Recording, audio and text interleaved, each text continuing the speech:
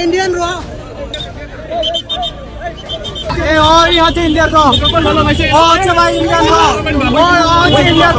তারই একটা ভারতীয় এজেন্ট আপনাদের বুকের উপর দাঁড়িয়ে ভালোবাসা নিয়ে কিভাবে একটা দেশকে জিম্মি করে, কিভাবে একটা দেশে ভারতীয়করণ প্রতিষ্ঠা করে, তার একটা উদাহরণ আজকে আপনাদের সামনে দিতে আসছি। গতকালকে দুইটা স্বৈরাচারের ভারতীয় রয়ের এজেন্ট অন্যতম দুইটাকে গ্রেফতার করেছে তারা। সুস্পষ্টভাবে আমরা প্রমাণ পেয়েছি সন্তোষ শর্মা কিভাবে ভারতীয় রয়ের এজেন্ট হয়ে কাজ করে পত্রিকার সম্পাদকের ছদ্মবেশে বা আবরণে। এইটাই আমি আজকে আপনাদের সামনে। অতীতের ভুলের জন্য জনগণের কাছে ক্ষমা চাইলেন জাতীয় পার্টির চেয়ারম্যান জিএম কাদের। এ সময় অভিযোগ করেন অনেক কিছুতে জাতীয় পার্টিকে বাধ্য করেছিল আওয়ামী লীগ সরকার। ৭১-এর ঘাতক দালাল নির্মূল কমিটির সভাপতি শাহরিয়ার কবিরকে আটক করা হয়েছে। সোমবার রাতে রাজধানীর মহাখালীর বাসা থেকে তাকে আটক করেছে পুলিশ। ২০১৩ সালে রাজধানীর শাপলা চত্বরে হেফাজতে ইসলামের কর্মসূচিকে কেন্দ্র করে নির্বিচারে হত্যা ও লাশ গুম করে গণহত্যা ও মানবতাবিরোধী অপরাধের অভিযোগ। মুরগি কবির ধরা পড়েছে, সেই কারণে দেশের ভিতরে মনে হচ্ছে যে নতুনভাবে ঈদের উদযাপন চালু হয়ে গিয়েছে। ঈদের মতন আনন্দে আছে মনে হচ্ছে যে তরুণ সমাজ, যে মুরগি কবিরকে আটকানো হয়েছে। আমি বাংলাদেশের প্রধানমন্ত্রীর পদ থেকে পদত্যাগ করছি। এই ঘটনাগুলোতে আমি সম্পূর্ণ দায়িত্ব স্বীকার করছি এবং এদেশের জনগণের নিরাপত্তা ও কল্যাণের প্রতি আমার অঙ্গীকার সবসময় অটুট থাকবে। এই যে সম্পূর্ণ দায় স্বীকার করছি। ফরিদপুরের ভাঙা উপজেলায় প্রতিমা ভাঙচুরের ঘটনায় জড়িত সন্দেহে সঞ্জিত বিশ্বাস নামে এক ভারতীয় নাগরিককে আটক করা হয়েছে। তো চলুন প্রিয় দর্শক, কথা বাড়াবো না, সরাসরি মূল নিউজে চলে যাবার আগে সবাইকে বলবো যারা এখন পর্যন্ত আমাদের এই চ্যানেলটি সাবস্ক্রাইব করেনি, প্রতিনিয়ত এই ধরনের সকল প্রকার নিত্য নতুন আপডেট নিউজগুলো পেতে আমাদের চ্যানেলটি সাবস্ক্রাইব করে আমাদের সাথে থাকবেন। চলুন একটা লাইক দিয়ে আমরা সবগুলো ভিডিও দেখে আসি। স্বৈরাচার, ফ্যাসিস্ট, লুটপাটকারী, স্বাধীনতা বিরোধী ভারতীয় এজেন্ট সরকারের আমলে অনেকগুলা এজেন্ট তারা নিয়োগ করেছিল বাংলাদেশকে ভারতীয়করণের উদ্দেশ্যে। প্রত্যেকটা সেক্টরে ভারতীয় এজেন্টদেরকে তারা ঢুকিয়ে দিয়েছিল। শিক্ষা ক্ষেত্রে, অর্থনৈতিক ক্ষেত্রে, সংস্কৃতি অঙ্গনে, ক্রীড়া অঙ্গনে, রাজনীতিতে, সচিবালয়ে, সংসদ ভবনে, গণভবনে, বঙ্গভবনে, বিদেশি মিশনে, কোথায় ছিল না তারা? প্রত্যেকটা জায়গায় এই ভারতীয় এজেন্টরা নিয়োগ পেয়েছিল। তারই একটা ভারতীয় এজেন্ট আপনাদের বুকের উপর দাঁড়িয়ে ভালোবাসা নিয়ে কিভাবে একটা দেশকে জিম্মি করে, কিভাবে একটা দেশে ভারতীয়করণ প্রতিষ্ঠা করে, তার একটা উদাহরণ আজকে আপনাদের সামনে দিতে আসছি এবং প্রমাণ তুলে ধরতে চাই আপনাদের সামনে। Ladies and gentleman, welcome to this live. যারা যেখানে আছেন, কালবেলা পত্রিকা, আপনারা জানেন যে পত্রিকা অঙ্গনে বা মিডিয়াতে এই স্বৈরাচারী সরকারকে যারা সহযোগিতা করেছিলেন, প্রত্যক্ষ পরোক্ষভাবে মিডিয়া অঙ্গন সবচেয়ে বেশি দায়ী এই স্বৈরাচারকে ক্ষমতায় রাখার জন্য। গতকালকে দুইটা স্বৈরাচারের ভারতীয় রয়ের এজেন্ট অন্যতম দুইটাকে গ্রেফতার করেছে তারা, যদিও এর আগেই গ্রেফতার করেছেন বলে আমরা শুনেছিলাম। গতকাল তারা গ্রেফতার দেখিয়েছেন আবার নতুন করে। শ্যামল দত্ত এবং বুড়ে কাগজের আপনার শ্যামল দত্ত এবং আপনার ২১শে টেলিভিশনের আপনার এই মোজাম্মেল বাবু, ঠিক তারই মতো আরেকটা পত্রিকা কালবেলা। ১ বছর থেকে সম্ভবত কালবেলা বাংলাদেশে তারা তাদের কার্যক্রম শুরু করেছে। সেই কালবেলা পত্রিকাকে নিয়ে আজকে আমার পত্রিকার সম্পাদক সন্তোষ শর্মা ভারতীয় রয়ের এজেন্ট। আমি বলি নাই, আমি অনেক আগে বলছি, আপনারা অনেকেই বলছেন। বাংলাদেশের একমাত্র পত্রিকা যা ভারতীয় হাইকমিশনের অর্থায়নে, ভারতীয় হাইকমিশনের রয়ের এজেন্টদের নির্দেশনায় পত্রিকাটা প্রচারিত হয় এবং এখানে বিভাজন সৃষ্টির থেকে শুরু করে গোয়েন্দাগিরি, গোয়েন্দাবৃত্তির থেকে শুরু করে প্রত্যেকটা বিষয়ে এই পত্রিকার আপনার ভূমিকা এবং সংশ্লিষ্টতা আমরা অনেক আগেই জেনেছিলাম। কিন্তু এবার সুস্পষ্টভাবে আমরা প্রমাণ পেয়েছি কালবেলা পত্রিকার কার্যক্রম। নিজ চোখে শুনুন, নিজ চোখে দেখুন কালবেলা পত্রিকার সম্পাদক সন্তোষ শর্মা কিভাবে ভারতীয় রয়ের এজেন্ট হয়ে কাজ করে পত্রিকার সম্পাদকের ছদ্মবেশে বা আবরণে। এইটাই আমি আজকে আপনাদের সামনে তুলে ধরার জন্য আমার এই লাইভ, লেডিস এন্ড জেন্টলম্যান। এবং সেই কালবেলা আজকে প্রমাণ হয়েছে, আমরা যে বলেছিলাম, এবং আরেকটা শাহবাগে গিয়ে দেখলাম প্রমোট করতেছে আজকেও। আপনি দেখেন তার উদ্দেশ্যটা দেখেন এবং তার কার্যক্রমগুলো দেখবেন। আমি বলছি না কখনো কোনো শাহবাগীকে, নাস্তিককে ভারতীয় রয়ের এজেন্ট যদি কোনোদিন থেকে তাকে এদেরকে বিশ্বাস করবে না। যারা বিশ্বাস করবেন ইউল বি ব্যাক বাই, মানে আপনার bite back by them eventually. এবং আজকে তারই প্রমাণ আমি আপনাদের সামনে তুলে ধরতে চাই। লেডিস এন্ড জেন্টলম্যান, শুনুন মুফতি ইজাজ সাহেব কালবেলা পত্রিকার সম্পাদক সন্তোষ শর্মাকে নিয়ে কি বোমাটা ফাটালেন। আপনারা মনোযোগ দিয়ে শুনুন, নিজের মানে কানে শুনুন, দেখুন। কালবেলা পত্রিকার শুনেন, মনোযোগ দিয়ে শুনুন। পত্রিকার সম্পাদক সন্তোষ শর্মা সে সরাসরি ওই বিদেশি এই কান্ট্রির ম্যানেজারের পক্ষ থেকে, স্টেশন ম্যানেজারের পক্ষ থেকে সে সরাসরি এসে আমাকে রিমান্ড নির্যাতন করেছিল। Wow, can you imagine this? Santosh Sharma ভারতীয় রয়ের এজেন্ট। আমি সরকারকে বলবো অনতিবিলম্বে ভারতীয় রয়ের দ্বারা পরিচালিত কোন পত্রিকা আমরা বাংলাদেশে পরিচালিত হোক সেটা দেখতে চাই না। এই সরকারের প্রতি আমি অনুরোধ করলাম, নির্দেশ দিলাম যারা আছেন বর্তমানে কালবেলাকে যেন বাংলাদেশে না দেখি, এবং কালবেলার সম্পাদককে যেখানে পাবেন দূরিয়ে দিবেন পুলিশের কাছে। আর আমি হুজুর, আমি আপনাকে বলছি, মামলা করবেন আপনি, যত টাকা লাগে আপনার এই মামলার। আমি Masum M Rahman Masum, on record, on live, I am telling you এবং আমি announcing you, I will take care of everything, any cost related to this case, and please do that, go forward, and I'm there, and when I say something I fulfill it, I mean whatsoever. তো আমি এতটুকু বলবো, হুজুরকে আমার বক্তব্যটা পৌঁছে দিবেন। এর বিরুদ্ধে মামলা হোক, ভারতের এই রয়্যাল এজেন্ট যেন কোনো অবস্থাতে দেশ ছেড়ে পালাতে না পারে। আমি স্বরাষ্ট্র সচিব, পুলিশের আইজিপি এবং যারা আছে সেনাবাহিনীর প্রধান, এদেরকে বলবো, না হলে কিন্তু আমি আমার উলঙ্গ রূপ আপনারা এখন দেখেন না, আমি দেখবেন আপনারা। আমি আপনাদের একজন অন্ধভক্ত ইন্টারিম গভর্নমেন্টের ডক্টর ইউনূস স্যার থেকে শুরু করে যারা আছেন তাদের আমি এখন পর্যন্ত আপনাদের সমালোচনা করি নাই। বাকি সোশ্যাল মিডিয়ার যত বড় বড় ইউটিউবার আছে, তারা এই কালবেলা পত্রিকার টাকা খেয়ে এবং এই আরেকটা দলের দালালি করতে গিয়ে এই সরকারকে নোংরাভাবে সমালোচনা করতে যেন এই সরকার ব্যর্থ হয়, আর তাদের দালালি পুরস্কার হিসেবে অন্য দল যারা আছে তারা দেন, সেটাই তারা করতেছে। এবং বাংলাদেশে যদি ডক্টর মোহাম্মদ ইউনূস ফেল করে, বাংলাদেশ চিরতরে ফেল করবে। এবং মনে রাখবেন, যারা দালালি করতেছে বর্তমানে, অন্য কোনো দল আসলে যুক্তরাষ্ট্র কোনোদিন সাপোর্ট দেবে না, গতকাল তারা বলে গেছে এই মুহূর্তে। ততক্ষণ পর্যন্ত এই রিফর্মস এবং বাকি কাজগুলা এই সরকার কমপ্লিট না করতে পারে, জোর করতে পারবেন, প্রেসার দিতে পারবেন, ক্ষমতা আসলে এদের কাছ থেকে কোনো সাপোর্ট এরা দিবে না, এটাই তারা ক্লিয়ারলি বলে দিয়েছে। তারা চায় এই সরকার কমপক্ষে কয়েকদিন থাকুক, আলোচনার ভিত্তিতে এদের সাথে কোঅপারেশন করে অপেক্ষা করুন নির্বাচনের জন্য। We have to go back to democracy, but এর আগে প্রেসার দিবেন, মরবেন। মানুষের কমেন্টসগুলো আমি প্রত্যেকটা জায়গায় পড়তেছি আজকে, মানুষ পছন্দ করতেছে না নির্বাচনী কোনো কথাই এখন বলা। সুতরাং বি কেয়ারফুল, যারা আছেন ওয়াইজ পলিটিক্স করেন, ভবিষ্যৎ আপনার সুফল পাবেন, না হলে অন্ধকারে নিম্নজ্জিত হবেন ওই আওয়ামী লীগের মতো। আমি এই এতটুকু বলি যে এই কালবেলার সম্পাদক সন্তোষ শর্মাকে অনতিবিলম্বে গ্রেফতারের আহ্বান জানাই সরকারকে।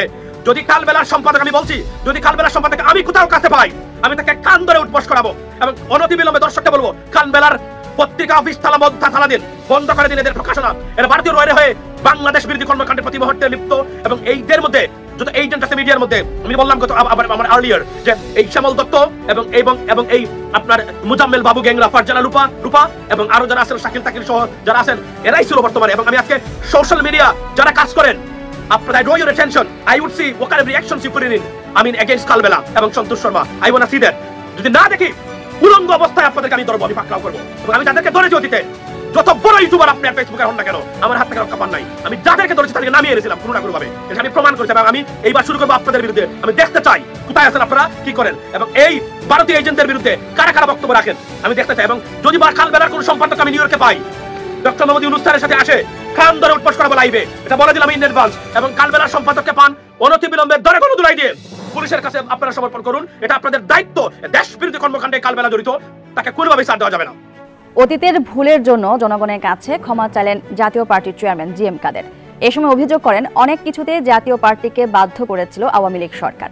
দ্বাদশ নির্বাচনে তার দল বাধ্য হয়ে অংশ নিয়েছিল বলেও মন্তব্য করেন জিএম কাদের। বনানীতে দলের চেয়ারম্যানের কার্যালয়ে ঈদে মিলাদুন্নবীর দোয়া মাহফিলে এসব কথা বলেন তিনি। 90-এর দশক থেকে সকল সরকার দ্বারা জাপা নির্যাতিত হয়েছে বলেও মন্তব্য করেন জিএম কাদের।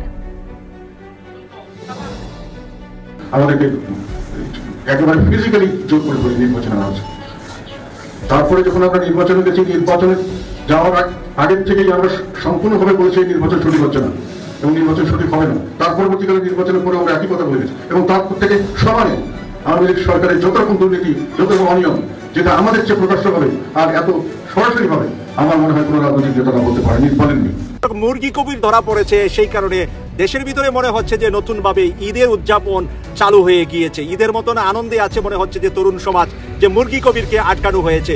এই মুরগি কবিরকে হেফাজতে ইসলামের এই যে বিশাল জনসমাবেশে, এই যে রাতের আধারে ইলেকট্রিসিটি বন্ধ করে যে ছাত্রদেরকে, মাদ্রাসার নিরীহ ছাত্র এবং শিক্ষকদেরকে হত্যা করা হয়েছিল, সেই হত্যার মূল হোতা হিসাবে, বড় আসামি হিসাবে তাকে নাকি গ্রেফতার করা হয়েছে। আমি ধন্যবাদ জানাচ্ছি বাংলাদেশের আইন শৃঙ্খলা বাহিনীকে, যে মুরগি কবিরের মতন একটা মুরগিকে ধরা হয়েছে। এবার তাকে শিক্ষাবাব বানানো হোক। বাংলাদেশের মানুষ তাকে শিক্ষাবাব হিসাবেই খেতে চা বা পেতে চা, দেখতে চা। জনগণের কাছে ছেড়ে দিলে তাকে যে কোনো মুহূর্তে শিক্ষাবাব হিসাবে জনগণ তাকে ব্যবহার করবে। প্রিয় দর্শক, বাংলাদেশের মানুষকে কম যন্ত্রণা দেয় নাই এই মুরগি কবির। তাই মুরগি কবিরের উপর মানুষের খুব, মানুষের যে জ্বালা, মানুষের যে যন্ত্রণা, এটা আমি বিলিভ করি, বিশ্বাস করি। কারণ মানুষ যেভাবে ফেসবুক, ইউটিউব, সোশ্যাল মিডিয়ায় যেভাবে মুরগি কবিরকে নিয়ে নেমে পড়েছে, মনে হয় যে শেখ হাসিনার কোনো বাচ্চাকে ধরতে পেরেছে, মনে হচ্ছে যে এটা শেখ হাসিনার পোলা বা শেখ হাসিনার একেবারে কাছের কাউকে ধরতে পেরেছে, যেই কারণে মানুষের ভিতরে একটা আনন্দের জোয়ার বা আনন্দের উৎসাহ উদ্দীপনা আমি দেখতে পাচ্ছি মুরগি কবিরকে ধরার পরে। তাই মুরগি কবিরের মানে কঠিন শাস্তির মুখামুখি করা হবে এটা আমি প্রত্যাশা করি, আমি আশা করি এবং বিশ্বাস করি, বিলিভ করি যে মুরগি কবিরকে যে ধরা হয়েছে তাকে কালকেই রিমান্ডে নেওয়া হবে, আদালতে উঠানো হবে এবং এই রিমান্ড আদালত থেকেই আমরা দেখতে পাবো যে তার এই সারা জীবন একজন রাজাকার নিজে হয়ে রাজাকারের তকমা দিয়ে জামাতের শীর্ষ নেতাদের ফাঁসির ব্যাপারে তার ছিল চরম ভূমিকা, যে জামাতের শীর্ষ নেতারা নাকি দর্শন করেছে, নারী নির্যাতন করেছে, আর সে নাকি তখন মুরগি সাপ্লাই দিয়েছে এই পাকিস্তান সেনাবাহিনীর ক্যান্টনমেন্টের ভিতরে। তাই মুরগি বিক্রেতা, এই মুরগি সাপ্লাই দাতা ছিলেন আসল রাজাকার। আর আসল রাজাকার সে নিজেকে মুক্তিযোদ্ধা বানিয়ে নকল মানুষদেরকে রাজাকার বানিয়ে, যারা রিয়েল বাংলাদেশের কোনো মানুষের ক্ষয়ক্ষতি করে নাই, কিন্তু যুদ্ধের সময় যে কোনো কারণে তাদের মতের দ্বিমত ছিল বঙ্গবন্ধুর সাথে, জামাতের মতের মিল হয় নাই আওয়ামী লীগের সাথে, কারণ তখনকার সময়ের জামাতের আমির অধ্যাপক গোলাম আজম সাহেব বুঝতে পেরেছিলেন যে আমরা পাকিস্তান থেকে আলাদা হয়ে ভারতের পেটে ঢুকে যাব। এই কথাটা সাংবাদিক নুরুল কবির সাহেব একটি টকশোতে বলেছিলেন যে বাংলার জনগণ ৪৫ বছর পরে বুঝতে পেরেছে যে আসলে পাকিস্তান থেকে আলাদা করে এটা ভারত গিলে খাবে। যেই কথাটা জামাতের আমির অধ্যাপক গোলাম আজম সাহেব ৪৫ বছর আগে বুঝতে পেরেছিল, সেই কথাটা আমরা বুঝতে পেরেছি ৪৫ বছর পরে। আর আজকের শেখ হাসিনা পালিয়ে ভারতে যাওয়ার ভিতরে 100% প্রমাণ করলো এরা ভারতীয় রাজাকার। শেখ হাসিনা পদত্যাগ করেছেন কি করেননি এই আলাপ মাঝে মাঝে উঠছে এবং গতকালও আমরা খেয়াল করেছি এটা আবার আমাদের সামনে এসে হাজির হয়েছে। ঘটনা হচ্ছে একটা পদত্যাগ পত্র অনলাইনে ছড়িয়ে পড়ে এবং আমরা অনেকে জেনে না বুঝে এটাকে শেয়ার করেছি। পদত্যাগ পত্রটা পড়লে আমাদের কাছে খুব স্পষ্ট হয়ে যায় এটা একটা ফেক পদত্যাগ পত্র। কিন্তু প্রশ্ন হচ্ছে এটা আমরা কেন করছি এবং এটার প্রতিক্রিয়া আওয়ামী লীগ যা বলেছে সেটা নিয়ে কয়েকটা কথা বলা খুব জরুরি বলে মনে করি। আসলে শেখ হাসিনা পদত্যাগ করেছেন কি করেননি এটা আওয়ামী লীগ থেকে না, আওয়ামী লীগের কাছে পরে এসছে, বরং আমরা কেউ কেউ এক ধরনের ভীতি তৈরি করার জন্য, বর্তমান সংবিধান বাতিল করে নতুন সংবিধান লেখার যৌক্তিকতা তৈরির জন্য, ন্যারেটিভ তৈরির জন্য আমাদের কেউ কেউ এই আলাপটা সামনে এনেছেন। যারা এই গণঅভ্যুত্থানের পক্ষের শক্তি, শেখ হাসিনার বিরুদ্ধে যারা কাজ করেছেন, এমন অনেক মানুষও এই ধরনের আলাপ সামনে এনেছেন যে তার পদত্যাগ পত্রকে আমরা কেউ দেখেছি। এই আলাপটা একেবারে অহেতুক এবং এই আলাপ করে আমরাই এক ধরনের লেজিটিমেসি দেওয়ার চেষ্টা করছি যে শেখ হাসিনা পদত্যাগ করেছেন কি করেননি এটা ম্যাটার করে এবং সেইটার উপরে ভিত্তি করে শেখ হাসিনা আবার ফিরে আসবেন, উনি তেমন নিজে বলেছেন উনি কাছাকাছি আছেন এবং চট করে ফিরে আসবে, সেই ধরনের কথাবার্তা চলছেই। গতকাল যে পদত্যাগ পত্রটা প্রকাশিত হয়েছে আমাদের সামনে, মানে ওখানে যে ধরনের ভাষা আছে এরকম, আমি একটু পড়ি, এটা রেকর্ড হিসাবে থাকুক। আমি গভীর দুঃখের সঙ্গে জানাতে চাই, সাম্প্রতিক বিক্ষোভ ও সংঘর্ষের প্রেক্ষিতে যেখানে ৩০০ জনেরও বেশি মানুষ প্রাণ হারিয়েছে এবং কোনো প্রাণহানি এড়ানোর জন্য আমি পদত্যাগের সিদ্ধান্ত নিয়েছি এবং বাংলাদেশের প্রধানমন্ত্রীর পদ থেকে পদত্যাগ করেছি।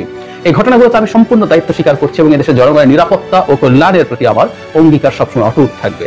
তারপর তিনি সেবা করার সুযোগ পেয়েছেন, বড় সম্মান। তবে সাম্প্রতিক ঘটনার প্রমাণ করে যে মুহূর্তে দেশকে এগিয়ে নিতে নতুন নেতৃত্বের প্রয়োজন বা অন্য নেতৃত্বের প্রয়োজন ইত্যাদি ইত্যাদি। তারপর বলছে এই কঠিন সময়ে আমার সরকার যা কিছু করেছে তার জন্য আমি গভীরভাবে অনুতপ্ত। আমি সব বাধ্যবাধকতা মেনে নিচ্ছি এবং এই সিদ্ধান্ত বাংলাদেশের বৃহত্তর স্বার্থে নিয়েছি। এই ধরনের কথাবার্তা শেখ হাসিনা লিখে পদত্যাগ করবেন বলে আমরা কেউ কেউ বিশ্বাস করেছি। এটা হতে পারে না, ভাষা ইজ ভেরি ক্লিয়ার, কারণ আমরা যথেষ্ট পরিমাণ তথ্য আমাদের সামনে আছে এবং এটা বিশ্বাসযোগ্য। শেখ হাসিনার মতো একজন সাইকোপ্যাথ হাজার হাজার মানুষ হত্যা করে হলেও তার ইগো স্যাটিসফাই করবেন, তিনি ক্ষমতায় থাকতে চাইবেন এবং তিনি সেটা চেয়েছিলেন। আমরা জানি যে সেনা প্রধান শেষ পর্যন্ত অ্যাগ্রি করেননি, তিনি তার আত্মীয়দের মাধ্যমে তাকে ম্যানেজ করেছেন। তো এই পদত্যাগ পত্রের প্রতিবাদ করেছে আওয়ামী লীগ। তারা বলছে, ভেরিফাইড ফেসবুকে একটা পোস্টে বলছে শেখ হাসিনার পদত্যাগ পত্র সংক্রান্ত পত্রটি ভুয়া দাবি করেছে এবং দেশের টিভি চ্যানেলের ফেসবুকে এরকম অপরিপক্ক এডিটেড কোনো পদত্যাগ পত্র প্রকাশ একটি দৈন্যতা মাত্র বলা হয়েছে। এখানে একটি কারণ দেখিয়েছে, মুজিব বর্ষের লোগো যেটা ২১ সালে শেষ হয়ে গেছে, অত্যন্ত অস্পষ্ট, যা ভাষা যা মনে চায় তাই লিখে পাবলিশ করা হয়েছে ইত্যাদি ইত্যাদি, এবং আরো কারণ যে তার সিগনেচারটা নেওয়া হয়েছে গুগল থেকে, পিক্সেলের ডিফারেন্স আছে ইত্যাদি ইত্যাদি আরো অনেক কিছু। হ্যাঁ, এটা পদত্যাগ করে। তো আওয়ামী লীগ তো মনে করে শেখ হাসিনা পদত্যাগ করেনি, শেখ হাসিনা নিজেও বলছেন শেখ হাসিনা পদত্যাগ করেনি। আমাদের ওই অডিও ক্লিপটা সামনাসামনি এসছে। তো তা যদি হয়ে থাকে, আওয়ামী লীগের তো এখন চেষ্টা করা হচ্ছে শেখ হাসিনাকে নিয়ে আসা, তাই না? শেখ হাসিনা আসবেন, শেখ হাসিনা এসে বাংলাদেশের প্রধানমন্ত্রী হবেন এবং তাদের প্রেসিডেন্ট জনাব শাহাবুদ্দিন চুপ্পু ক্ষমতায় আছেন। আমাদের দেশের যে অংশটা জনাব চুপ্পুর প্রেসিডেন্ট থাকা নিয়ে যথেষ্ট ওয়ারিড, তারাও মনে করেন এটা নিয়ে কিছু হতে পারে। তো আমি তো বলি ঠিক আছে, জনাব চুপ্পু তো এখনো ক্ষমতায় আছেন, সুতরাং বর্তমান সরকারকে তিনি অবৈধ দাবি করুক এবং শেখ হাসিনা মানে অবৈধ বলেনি, এটাকে বাতিল করে দিক এবং শেখ হাসিনা ফিরে এসে বাংলাদেশের প্রধানমন্ত্রী আবার হোক। আওয়ামী লীগের তো তাই চাওয়া উচিত। তো তারা একটু করুন ব্যাপারটা, আমরা একটু দেখি, এবং শেখ হাসিনা একটু আসুক। শেখ হাসিনা যখন দেশে আসবেন বলেছিলেন, তখনও এই ব্যাপারে আমরা সবাই একমত হয়েছি যে এই মানুষটা লেজ গুটিয়ে ভারতে পালিয়ে গেছেন, সেই মানুষটা বাংলাদেশে ফিরে আসবেন, এটা হবার কোনো কারণ কোনোভাবেই নেই, এটা হতে পারে না। এটা নিয়ে কোনো রকম কোনো কনফিউশন রেখেছেন। এবং আওয়ামী লীগও তাদের জায়গা থেকে যা বলছে, তাহলে তো আমরা এই আহ্বান তাদেরকে জানাতে চাই যে তারা তাদের প্রধানমন্ত্রীকে নিয়ে আসুক, নিয়ে এসে বসিয়ে দিক ক্ষমতায়। চুপ্পু আছেন, চুপ্পু এসে চুপ্পু ঘোষণা করে দিই। এবং সবচেয়ে বড় কথা, ভারত আছে ইন জেনারেল, আমরা ভারতীয় সরকার বলছি না, ভারতের একটা বড় অংশের মানুষ, সরকার, বিরোধী দল, রাহুল গান্ধী সহ, তারা শেখ হাসিনার প্রতি তাদের প্রীতি এখনো যায়নি। আসলে এটা খুব অস্বাভাবিক হয়তো না, ভারতের মতো একটা অপরিণামদর্শী রাষ্ট্র, এটা একটা অপরিণামদর্শী রাষ্ট্র, তারা যেইভাবে শেখ হাসিনাকে ক্ষমতায় রেখেছে, তার যে পরিমাণ ইউটিলিটি ছিল, তাকে স্লেভের মতো ইউজ করে, সেই ইউটিলিটি তো আসলে আর কেউ দেবে না।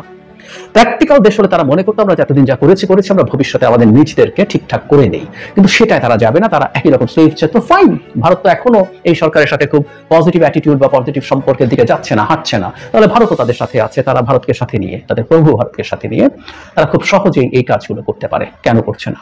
They should try for that. আর আমাদের দেশে যারা শেখ হাসিনার পদত্যাগ করেছেন কি করেননি ধরনের কথা বলছেন, প্রমাণ আছে কিনা, চিঠি দেখেছেন কিনা, পদত্যাগ পত্র দেখেছেন কিনা ধরনের কথাবার্তা বলছেন, তাদেরকে একটা কথা খুব ক্লিয়ারলি বলে রাখা দরকার আছে। এই কুতর্কগুলো তুলে আওয়ামী লীগের হাতে আসলে সুযোগ করা হচ্ছে, সুযোগ তুলে দেওয়া হচ্ছে।